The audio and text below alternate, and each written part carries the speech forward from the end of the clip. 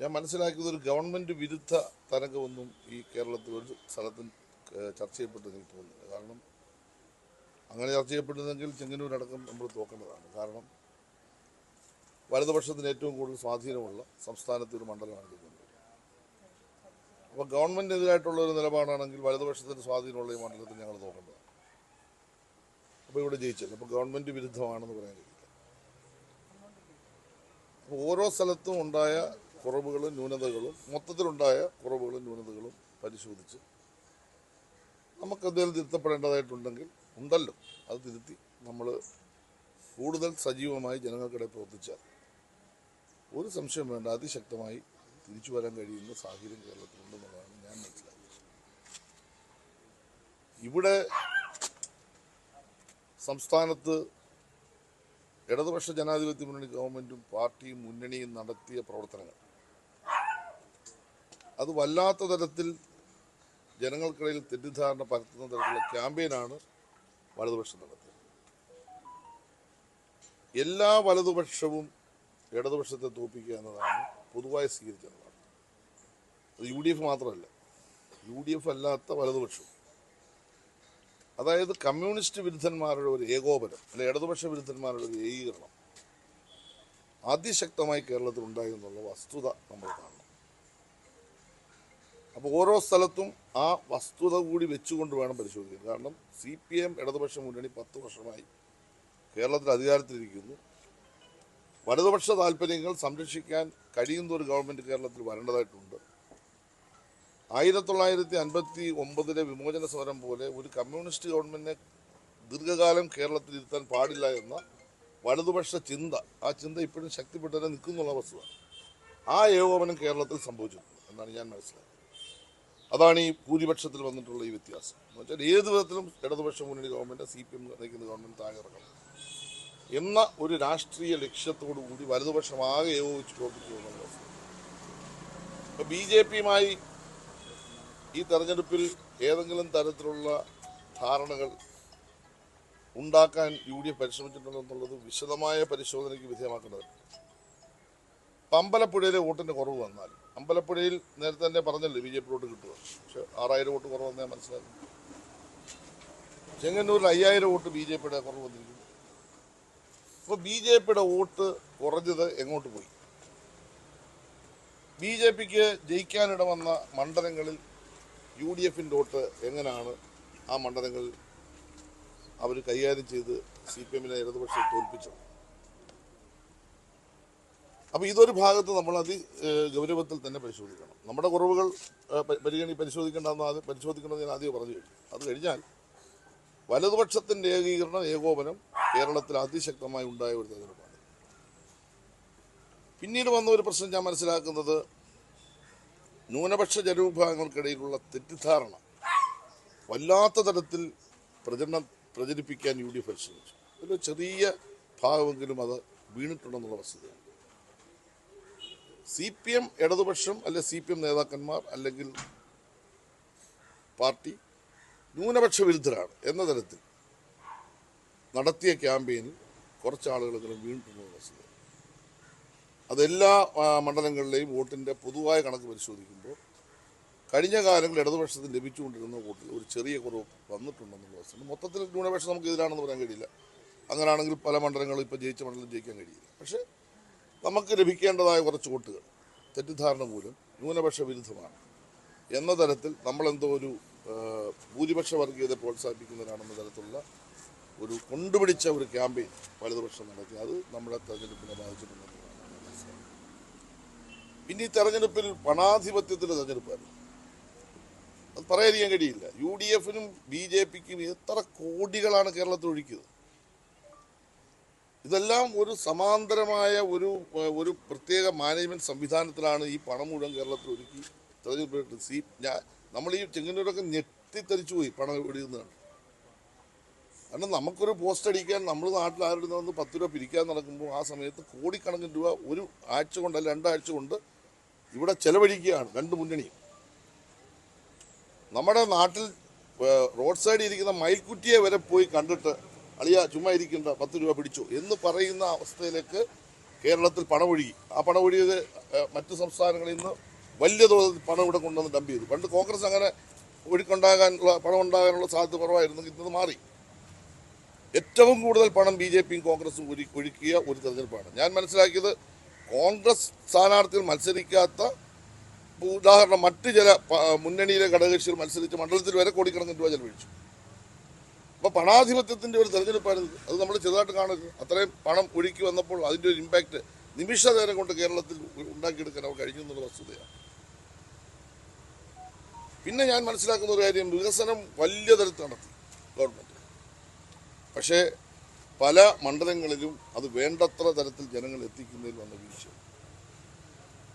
അപ്പം ഇവിടെയൊക്കെ നമ്മൾ ജയിച്ചെന്ന് പറയുന്നത് നമ്മൾ നല്ല രൂപത്തിൽ ജനങ്ങൾക്കിടയിൽ നടത്തിയ വികസന പ്രവർത്തനം ഓരോ ഡോർ ടു ഡോർ ക്യാമ്പയിനിലൂടെ നമ്മൾ എത്തിച്ചു എന്നതിൻ്റെ ഫലം കൂടിയാണ് ഈ തെരഞ്ഞെടുപ്പ്. എന്നാൽ എല്ലാ മണ്ഡലങ്ങളിലും അങ്ങനെ വന്നു. അത് നമ്മൾ സൂക്ഷ്മമായി നമ്മുടെ പാർട്ടി LDF പരിശോധിക്കേണ്ട കാര്യമാണ്. നമ്മൾ ഒരുപാട് കാര്യങ്ങൾ ചെയ്തു, പക്ഷേ പലർക്കും അറിയില്ല എന്തൊക്കെ ചെയ്യുന്നുള്ളൂ. പൊതുവായ വികസനം, കാരണം കഴിഞ്ഞ 10 വർഷത്തിന് മുമ്പ് 10 വയസ്സുള്ള ഒരാൾക്ക് ഇന്ന് 18 വയസ്സ് വോട്ടവകാശമായി. ആ 10 വയസ്സുള്ള കുട്ടിക്ക് 18 വയസ്സായി വരുമ്പോൾ അവൻ കാണുന്നത് വികസനം മാത്രമാണ്. അപ്പോൾ അതിന് മുമ്പത്തെ ഒരു ചരിത്രം എന്താണെന്നുള്ള അവനെ പഠിപ്പിച്ച് കൊടുക്കേണ്ടിയിരുന്നു, അത് കൊടുത്തില്ല. അല്ല ഭാവിയിൽ നമ്മൾ എന്താണ് ചെയ്യാൻ പോകുന്നതിനെ പറ്റി അവനെ മനസ്സിലാക്കേണ്ടതായിട്ടുണ്ടായിരുന്നു, അത് മനസ്സിലാക്കാൻ കഴിഞ്ഞില്ല. അപ്പോൾ യൂത്തിനിടയിൽ പ്രത്യേകിച്ച് അവർക്ക് കാര്യങ്ങൾ കുറച്ചുകൂടി വിശദമായി പറഞ്ഞ് മനസ്സിലാക്കി കൊടുക്കാൻ വികസനവുമായി ഗവൺമെൻറ് പ്രവർത്തനങ്ങൾ, ക്ഷേമ പ്രവർത്തനങ്ങൾ, ഇത് നമുക്ക് കഴിയാതെ വന്നു എന്നുള്ളത് വസ്തുതയാണ്. പിന്നെ ഒരു കാര്യം ഞാൻ മനസ്സിലാക്കുന്നത്, ഒരലംഭാവം ഇടതുപക്ഷ മുന്നണി നമ്മുടെ പ്രവർത്തകർക്കിടയിൽ ഉണ്ടായിട്ടുള്ള വസ്തുതയാണ്. അത് പറയാൻ കഴിയില്ല. ഒരു അലംഭാവം, ഒരു അമിത വിശ്വാസം ജയിക്കും.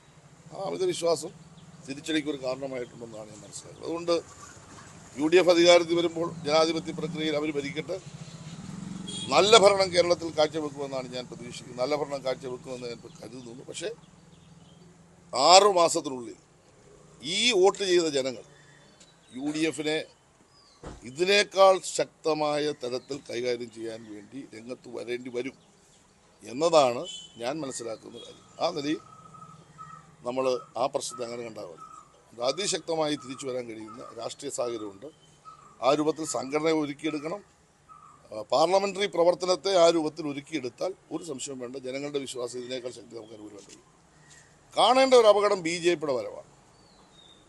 കേരളത്തിൽ BJPക്ക് അക്കൗണ്ട് തുടങ്ങിയത് പിന്നീട് അവസാനിപ്പിച്ചു എങ്കിലും BJP 2-3 സീറ്റിൽ ജയിച്ചതും ചില സീറ്റുകൾ 2ാം സ്ഥാനത്ത് വന്നതും ഒരു സൂചന ഉണ്ട്. ആ സൂചന നമ്മൾ ചെറുതായിട്ട് കാണാൻ പാടില്ല.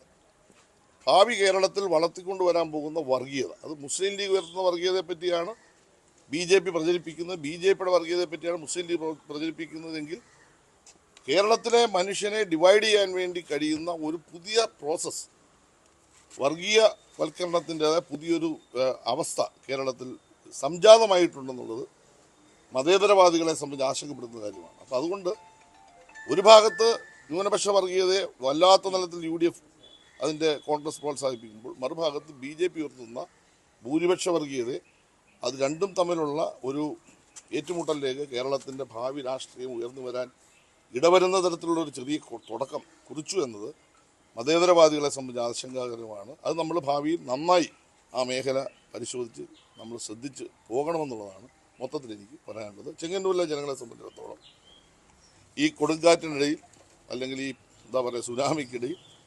10,300 വോട്ടിൻ്റെ ഭൂരിപക്ഷത്തിൽ എന്നെ വിജയിപ്പിച്ചത് ഞാൻ ജനങ്ങൾക്കിടയിൽ നടത്തിയ പ്രവർത്തനത്തിൽ അംഗീകാരമായിട്ടാണ് ഞാൻ കാണുന്നത്.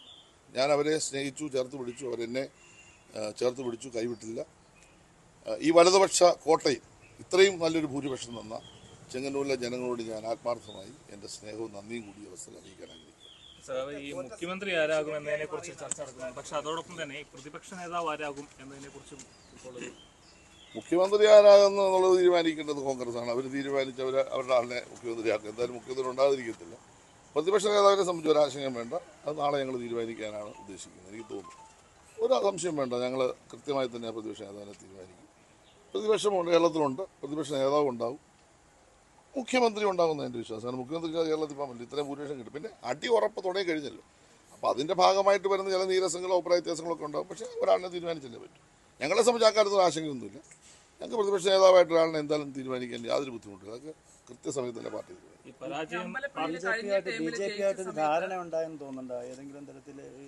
അല്ല, അതാണ് നമ്മൾ പരിശോധിക്കേണ്ടത്. BJP വലതുപക്ഷ കേന്ദ്രീകരണം ഇടതുപക്ഷത്തിനെതിരെ കേരളത്തിൽ വന്നിരിക്കുന്നു. അത് മുൻകാലങ്ങളിൽ നിന്ന് വ്യത്യസ്തമായി നമ്മൾ വിമോചന സമരകാലത്ത് കണ്ട ഒരു ഏകോപനം പോലെ ഒരു വലതുപക്ഷ ഏകോപനം വന്നിരിക്കുന്നു. കാരണം കമ്മ്യൂണിസ്റ്റ് പാർട്ടിയിലെ CPM ഇടതുപക്ഷം തുടർച്ചയായി അങ്ങനെ ഭരിക്കാൻ പാടില്ല എന്ന ഒരു മൈൻഡ് സെറ്റ് നന്നായിട്ട് വർക്കൗട്ട് ചെയ്തു. അത് നമ്മൾ ഓരോ മണ്ഡലത്തിലും ഓരോ ബൂത്തിലും മേഖലയിലൊക്കെ നമ്മൾ പരിശോധിക്കുമ്പോൾ നമുക്കത് കാണാൻ കഴിയും. ഞാനിപ്പോൾ 2 മണ്ഡലത്തെ പറ്റി പറഞ്ഞു. ഒന്ന് എൻ്റെ മണ്ഡലമാണ്, ഒന്ന് അമ്പലപ്പുഴ മണ്ഡലമാണ്. അവിടുത്തെ BJP വോട്ടിൽ വന്ന കുറവ് അത് എങ്ങോട്ട് പോയി എന്നുള്ളതാണ് പിന്നെ നമ്മൾ പരിശോധിക്കേണ്ടത്. അവിടെ മാത്രമല്ല പല സ്ഥലത്തും ഈ വേരിയേഷൻസ് കാണാൻ കഴിയുന്നു പ്രാഥമികമായി. അത് കൂടുതൽ പരിശോധിക്കുമ്പോൾ നമുക്ക് മനസ്സിലാകത്തില്ല. എന്തായാലും ഒരു ഇടതുപക്ഷ വിരുദ്ധ മനോഭാവത്തിലേക്ക് കേരളത്തെ എത്തിക്കാൻ വേണ്ടി വലതുപക്ഷം ഒന്നിച്ചു എന്നുള്ളത് വസ്തുതയാണ്. അത് BJP നേതാക്കന്മാരുടെ കോൺഗ്രസ് നേതാക്കന്മാരുടെ സ്റ്റേറ്റ്മെന്റ് ചെയ്യുന്നതിന് മനസ്സിലാവുമല്ലോ. കാരണം ഒരു മാർക്സിസ്റ്റ് വിരുദ്ധ അല്ലെ പിണറായി വിരുദ്ധ അല്ലെ ഇടതുപക്ഷ വിരുദ്ധമായ തെരഞ്ഞെടുപ്പാണെന്ന് എത്തിക്കാൻ വേണ്ടി അവർ ഒരുപാട് ക്യാമ്പയിൻ ചെയ്യുന്നുണ്ട്. അതൊന്നും അല്ല വസ്തുത. ആ മനോഭാവത്തിലേക്ക് എത്തിക്കാൻ വേണ്ടി ഒരു ശ്രമം നടത്തി. ആ ശ്രമത്തിൽ ചെറിയ പുരോഗതി അവർക്ക് ഉണ്ടാക്കാൻ കഴിയുന്നുള്ള ഏതാ അല്ല അതല്ല അദ്ദേഹം ഇവിടുന്ന് പോയി മംഗലാപുരത്ത് പോയി കണ്ടു എന്നുള്ള വാർത്തകൾ വന്നുകൊണ്ടിരിക്കുകയല്ലേ. വരട്ടെ. ഞാനിപ്പോൾ അത്തരം കാര്യങ്ങൾ എന്തെങ്കിലും ധാരണ ഉണ്ടാക്കുന്നതെന്ന് ഞാൻ കയറി പറയാൻ ഉദ്ദേശിക്കുന്നില്ല. ഞങ്ങൾക്കെതിരായിട്ട് എന്തായാലും ഒരു ഏകോപനം ഉണ്ടായിട്ടുണ്ട്. അല്ലെങ്കിൽ ഇത്രയും വലിയ ഒരു തോൽവിക്ക് കേരളത്തിൽ സാഹചര്യമില്ലായിരുന്നു എന്നുള്ളതാണ് വസ്തുത. ഇത്രയും വലിയൊരു തോൽവി വരാനുള്ള സാഹചര്യം ആ ഏകോപനത്തിൻ്റെ ഭാഗമാണ്, അല്ലെങ്കിൽ വലതുപക്ഷ ഏകീകരണത്തിൻ്റെ ഭാഗമാണ്. അതിൽ ആരൊക്കെ പങ്കാളികളായി ചില വ്യക്തികളോ സമുദായ നേതാക്കന്മാരോ അല്ലെങ്കിൽ രാഷ്ട്രീയ പാർട്ടികളോ അല്ലെങ്കിൽ സാമൂഹിക സന്നദ്ധ സംഘടനകളോ വർഗീയ സംഘടനകളോ ഒക്കെ ഈ ചേരിയിൽ എത്രമാത്രം കോൺട്രിബ്യൂഷൻ അങ്ങോട്ടും ഇങ്ങോട്ടും കൊടുത്തു എന്നുള്ളതെല്ലാം തുടർന്ന് വരുന്ന ദിവസങ്ങൾ നമുക്ക് അനലൈസ് ചെയ്യും മനസ്സിലാകും.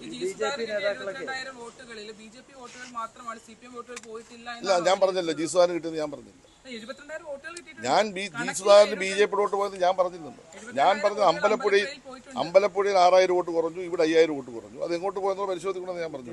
അദ്ദേഹത്തിന് കിട്ടിയെന്നൊന്നും ഞാൻ പറഞ്ഞു. ഒരാൾ പറഞ്ഞു. അതായത് കഴിഞ്ഞ തവണ അമ്പലപ്പുഴയിൽ ഒരു വിജയമുണ്ടായ സ്ഥലത്ത് പാർട്ടി അന്വേഷണം നടത്തുകയും നടപടി കൈക്കൊള്ളുകയും ചെയ്തിട്ടുണ്ട്. ഇത്തവണ 72,000 വോട്ടാണ് ജി സുധാകരന്റെ പെട്ടിയിൽ വീണിട്ടുള്ളത്. അതിൽ CPM വോട്ടുകളും CPM അംഗങ്ങളായ ആളുകളുടെ വോട്ടുകളും ഉണ്ട് എന്നാണ് അദ്ദേഹം അവകാശപ്പെടുന്നത്. പാർട്ടി എന്തെങ്കിലും തരത്തിലുള്ള അദ്ദേഹം അവകാശപ്പെട്ടതുകൊണ്ട് ഞങ്ങളുടെ തീരുമാനമാകത്തില്ല. പറയട്ടെ, അമ്പലപ്പുഴയിലെ മാത്രമല്ല ആലപ്പുഴ ജില്ലയിലെ 3 മണ്ഡലം ഒഴിച്ച് 6 മണ്ഡലത്തിലെ പരാജയം അതിഗൗരവമായി ഞങ്ങൾ പരിശോധിക്കും. അതിലൊരു സംശയവും വേണ്ട. ഇപ്പോൾ ഉദാഹരണം അരൂര് ഞങ്ങൾക്ക് രാഷ്ട്രീയമായ ഭൂരിപക്ഷമുള്ള മണ്ഡലമല്ലേ, കുട്ടനാട് ഭൂരിപക്ഷമുള്ള മണ്ഡലമല്ലേ.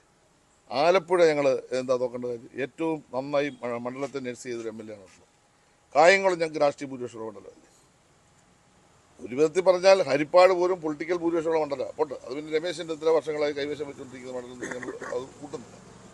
ബാക്കിയുള്ള മണ്ഡലങ്ങളിൽ ഉള്ള തോൽവി എന്ന് പറയുന്നത് ഗൗരവത്തോടെ തന്നെ പരിശോധിക്കേണ്ടതാണ്. അത് പരിശോധിച്ച് പരിഹാരം കാണുകയും ചെയ്യും. തിരുത്തപ്പെടേണ്ട കാര്യങ്ങൾ ഞങ്ങളുടെ പാർട്ടിയെ സംബന്ധിച്ചും മുന്നണിയെ സംബന്ധിച്ചും തിരുത്തപ്പെടുകയും ചെയ്യും. അതിനകത്ത് ജി സുധാകരനെന്നോ സജി ചെറിയാനെന്നോ അല്ലെ P പ്രസാദ് എന്നുള്ള വ്യക്തിയൊന്നുമല്ല ഒരു പ്രശ്നം. ജി സുധാകരൻ വേറൊരു പാർട്ടിയുടെ ഭാഗമായിട്ട് മത്സരിച്ച് അദ്ദേഹം ജയിച്ചു. ആ ജയിച്ചതിന് ഇപ്പം ഞാൻ ജയിച്ചില്ലെന്ന് പറയാൻ പറ്റും. അത് ജയിച്ചു കഴിഞ്ഞ് വസ്തുതയല്ലേ, അത് ജയിച്ചോട്ടെ, അതിന് നമുക്ക് തർക്കമൊന്നുമില്ല. അദ്ദേഹത്തെ എടുത്ത നിലപാടിനോട് ഞങ്ങൾ ചോദ്യം ചെയ്തു. ആ നിലപാട് അതേ എടുത്ത നിലപാട് ശരിയാണെന്നാണ് ഇപ്പോൾ അദ്ദേഹം ജയിച്ചപ്പോൾ നാട്ടുകാർ പറഞ്ഞത്. അപ്പോൾ ആ നിലപാട് ശരിയാണെങ്കിൽ അതെന്തുകൊണ്ട് സംഭവിച്ചു, അല്ലെ പാർട്ടിയിൽ ആരെങ്കിലും വോട്ട് ചെയ്തിട്ടുണ്ടോ, അല്ലെ പാർട്ടിക്കാർ കാല് വാരിയിട്ടുണ്ടോ, ഇതൊക്കെ ഗൗരവത്തോടുകൂടി പരിശോധിക്കേണ്ട പ്രശ്നമായതുകൊണ്ട് ആ കാര്യങ്ങളൊക്കെ അങ്ങനെ ഞങ്ങൾ ചർച്ച ചെയ്ത് സൂക്ഷ്മമായി പരിശോധിച്ച് പരിഹാരം കാണാൻ കഴിയും. അതിന് പറ്റിയൊരു പാർട്ടി ആലപ്പുഴ ജില്ലയിലുണ്ട്, അതിനുള്ള സംഘടനാ സംവിധാനമുണ്ട്. ഞങ്ങൾ ഒരിക്കലും പ്രതീക്ഷിച്ചല്ല ഈ പരാജയം. ഉള്ള കാര്യമുള്ള പോലെ പറയണമല്ലോ.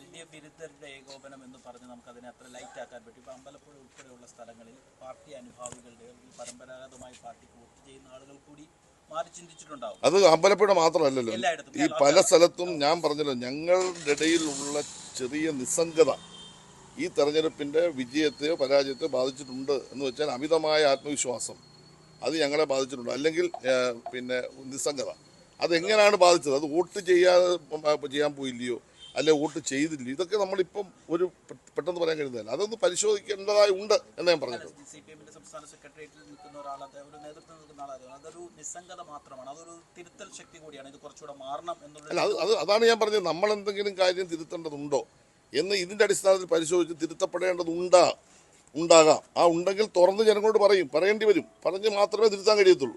അപ്പോൾ ഇപ്പോൾ ഒറ്റയ്ക്ക് ഇപ്പോൾ എനിക്ക് പറയാൻ പറ്റും. ഞങ്ങൾ കൂട്ടായിട്ടൊന്ന് ആലോചിച്ചിട്ട് എന്താ തിരുത്തേണ്ടത് നമ്മൾ ചർച്ച ചെയ്യും. എന്തായാലും ഒരു കാര്യം സത്യമാണ്, പ്രതീക്ഷിക്കാത്തൊരു പരാജയം ഉണ്ടായി. അത് എവിടെയെങ്കിലും കൊണ്ട് കെട്ടിവെച്ച് രക്ഷപ്പെടാനല്ല ചെയ്യേണ്ടത്. അത് സൂക്ഷ്മമായി പരിശോധിക്കുക. തിരുത്തപ്പെടേണ്ട കാര്യങ്ങൾ ഉണ്ടെന്ന് ജനങ്ങളോ പാർട്ടി പ്രവർത്തകരോ പറയുന്നുണ്ടെങ്കിൽ അതിൻ്റെ വസ്തുത എന്താണെന്ന് പരിശോധിച്ച് അത് തിരുത്തണം. തിരുത്താൻ അത് ഓപ്പൺ ഹെഡായിട്ട് തുറന്ന മനസ്സോടുകൂടി അത്ര പ്രശ്നങ്ങൾ കാണണമെന്നുള്ളതാണ് എനിക്ക് പറയാനുള്ളത്. ഇനി എന്താ ഇവിടെ ചോദിക്കും. സ്ഥാനാർത്ഥി നിർണയത്തിൽ ഏതെങ്കിലും തരത്തിൽ പാളിച്ചുകൊണ്ടതായിട്ട് തോന്നുന്നു എവിടെ? കേരളത്തിൽ അതിലുപരി 13 മന്ത്രിമാരാണ് തോറ്റത്. എല്ലാ മന്ത്രിമാരും അവരുടെ സിറ്റിംഗ് മണ്ഡലത്തിൽ തന്നെ മത്സരിക്കാൻ തീരുമാനിക്കുന്നു. കഴിഞ്ഞ തവണ ഒരു തുടർഭരണം ഉണ്ടായപ്പോൾ പലരെയും പ്രായത്തിന്റെ പേരിലും ഒക്കെ മാറ്റി നിർത്തിയിരുന്നു. എന്നാൽ അത്തരത്തിലെ ടൈം വ്യവസ്ഥകളെല്ലാം മാറ്റി വെച്ചുകൊണ്ടാണ് ഈ പ്രാവശ്യം തെരഞ്ഞെടുപ്പിന്. അത് നമ്മൾ എന്താണെന്ന് ചോദിച്ചു കഴിഞ്ഞാൽ MLA മിക്കവാറും എല്ലാ ആളുകളും അതത് മണ്ഡലങ്ങളിൽ നന്നായി വികസന പ്രവർത്തനങ്ങളും അതുപോലെ തന്നെ ജനകീയമായ പ്രവർത്തനങ്ങളും അവർ നല്ല നില നടത്തിയ ഒരു കാലമാണ് ഈ കഴിഞ്ഞ 5 വർഷം. അപ്പോൾ സ്വാഭാവികമായിട്ടും അത്തരം ആളുകൾ ഈ ഘട്ടത്തിൽ മാറേണ്ട, അവർ ഭൂരിപക്ഷം മത്സരിക്കട്ടെ. ഒറ്റപ്പെട്ട ചില ആളുകളെ മാത്രമേ മാറ്റുള്ളൂ. ആ മത്സരിക്കുമ്പോൾ ഞങ്ങളുടെ പ്രതീക്ഷ തീർച്ചയായിട്ടും ഒരു മണ്ഡലത്തെ ശരിയായി നഴ്സ് ചെയ്തിട്ടുള്ള ഒരാൾ മത്സരിക്കുമ്പോൾ കിട്ടുന്ന ഒരു പ്ലസ് പോയിന്റ് അത് വോട്ടായി വരും. ആ ഒരു ഒരു ഒരു ഒരു പിന്നെ നിഗമനത്തിലാണ് പാർട്ടി ഇടതുപക്ഷ മുന്നണി ഇത്തവണ തെരഞ്ഞെടുപ്പിൽ കണ്ടത്. അപ്പോൾ തീർച്ചയായിട്ടും അവരെല്ലാം മോശക്കാരായതുകൊണ്ട് തോറ്റതാണെന്ന് ഒരു ധാരണ എനിക്കില്ല. ഈ പരാജയപ്പെട്ട മന്ത്രിമാരെല്ലാം വളരെ പ്രാഗൽഭ്യത്തോടെ ഗവൺമെന്റിലും അതുപോലെ തന്നെ മണ്ഡലത്തിലും നാട്ടിലും പ്രവർത്തിച്ചവരാണ് തോറ്റവരെല്ലാം. അപ്പോൾ ജയിച്ച ഞങ്ങൾ 2-3 പേര് മാത്രമാണ് എടുക്കുമ്പോൾ അങ്ങനൊന്നുമല്ല, ഞങ്ങളെക്കാൾ പ്രാഗൽഭ്യത്തോട് പ്രവർത്തിച്ചവരാണ്. പക്ഷേ വലിയ ആഘാതമാണ് അവരുടെ തോൽവികൾ ഉണ്ടായിരിക്കുന്നത്. അതിൻ്റെ കാരണം എന്താണെന്ന് വെച്ചാൽ അവിടെ പരിശോധിക്കുന്നത്. ഒരു മന്ത്രിയായിരുന്ന ആൾ അല്ലെങ്കിൽ MLA ആയിരുന്ന ആൾ അത്രയും മണ്ഡലത്തെ നെറ്റ്സ് ചെയ്തതിന് ശേഷം ആ മണ്ഡലത്തെ അയാൾ തോറ്റു എന്ന് പറഞ്ഞാൽ അതിൻ്റെ കാരണം അവിടെ പരിശോധിച്ച് അതിന് പരിഹാരം കാണുക, അല്ലെങ്കിൽ അതിൽ വന്ന കുറവുകൾ എന്താണെന്ന് പരിശോധിച്ച് പരിഹാരം കാണുക. അതായിരിക്കും അതിന് ഏറ്റവും നിൽക്കേ തോറ്റ CPM. ഞാൻ അദ്ദേഹത്തെ പറ്റി ഒന്നും പറഞ്ഞു. ശരി, ഇനി അങ്ങോട്ട് ഞാനത് നേരത്തെ തന്നെ എൻ്റെ സ്റ്റേറ്റ്മെൻറ്റ് ഒരു ഇലക്ഷൻ്റെ പിറ്റേ ദിവസം ഞാൻ പറഞ്ഞു. പേഴ്സണലായിട്ട് അറ്റാക്ക് ചെയ്യാൻ വന്നാൽ വിടത്തില്ല ഞാൻ പറഞ്ഞിട്ടുണ്ട്. രാഷ്ട്രീയമായി എന്ത് കാര്യങ്ങൾ അദ്ദേഹം പറയാം, അതിന് മറുപടി ഞങ്ങൾ പറയുന്നുണ്ട്. ആ രാഷ്ട്രീയ മറുപടി ഞാനിവിടെ പറഞ്ഞു. ഇലക്ഷന് ഞങ്ങൾ തോറ്റത് അദ്ദേഹം ഉൾപ്പെടുന്ന പാർട്ടിയുടെ അദ്ദേഹം പ്രവർത്തിച്ച കാലത്ത് ഈ പാർട്ടി തോറ്റിട്ടില്ലേ? അതൊന്നും നമ്മൾ ഇതിനൊന്നും മറുപടി കണ്ടതാണ്. ഇപ്പോൾ ഒരു ആൾക്കൊരു അബദ്ധം ഒരു ആളെന്തേലും എന്ന് പറഞ്ഞാൽ അതിൻ്റെ പുറത്ത് കയറി പിടിക്കേണ്ട കാര്യമില്ല. ഞങ്ങൾക്കുണ്ടായ കുറവ് ഞങ്ങൾ ഉൾക്കൊള്ളണം. ആ കുറവ് എന്താണെന്നുള്ള പരിശോധിക്കണം. അത് ഞങ്ങൾ പരിഹാരം കാണാൻ ശ്രമിക്കുക. പരിഹാരം കാണും. ഞാൻ ചോദിക്കട്ടെ, 10 വർഷം UDF അധികാരത്തിൽ പുറത്തു നിന്നില്ലേ? അവർക്കുള്ള കുറവുകൾ എന്താണെന്ന് അവർ കണ്ടെത്തി തിരുത്തിക്കൊണ്ടാണല്ലോ ഇപ്പോൾ അവർ ജയിച്ചു വന്നത്. ഞങ്ങൾക്കുള്ള കുറവ് എന്താണെന്നുള്ള ജനങ്ങൾ എന്തുകൊണ്ട് വോട്ട് ചെയ്യുന്നത്? അതിൽ ചെയ്യാഞ്ഞത് ആ കുറവ് കണ്ട് പരിഹരിക്കുക. അത് പിന്നെ വേറൊരു തരത്തിലേക്ക് അതിനെ കണ്ടതല്ല. ഇതാരെങ്കിലും വ്യക്തിപരമായ ഒരാളിൻ്റെ അല്ലെങ്കിൽ ഏതെങ്കിലും ഒരു പാർട്ടിയുടെ പരാജയമായിട്ടൊന്നും ഞാൻ കാണുന്നില്ല. ഇത്രയും ശക്തമായ ഒരു പ്രതികരണം കേരളത്തിൽ വരുമെന്ന് ഞങ്ങൾ പ്രതീക്ഷിച്ചില്ല. ആ പ്രതീക്ഷിച്ചതിനപ്പുറത്തേക്ക് ഈ പരാജയം പോകുമ്പോൾ വെറുതെ അവിടെ നിന്നിട്ട് കമ്മിറ്റി കൂടി 3-4 പേര് ചർച്ച ചെയ്യുന്നത് തീരുന്ന പ്രശ്നമല്ല. പാർട്ടിയുടെ റാങ്ക് ആൻഡ് ഫയലിൽ LDFിൻ്റെ റാങ്ക് ആൻഡ് ഫയലിൽ ഇത് പരിശോധിച്ച് ജനങ്ങളുടെ മുമ്പിൽ തുറന്നു പറയേണ്ട കാര്യം തുറന്നു പറയണം. ഇന്ന കാര്യത്തിൽ പശു പറ്റിയെന്ന് പറയണം. അപ്പം ജനങ്ങളെല്ലാം തിരിച്ചു വരും. ഇത്രയുള്ള പ്രശ്നം. അത് എല്ലാ കാലത്തും ചുരുങ്ങുന്നില്ല, പുതിയ കാര്യമൊന്നും. ഞാൻ മുമ്പിലത്തെ പറഞ്ഞില്ല, 2001 ഇതേ പ്രോസസ്സാണ് ഉണ്ടായത്. കൂടുതൽ വാർത്തകൾക്ക് News 18 Keralam YouTube channel subscribe ചെയ്യുക.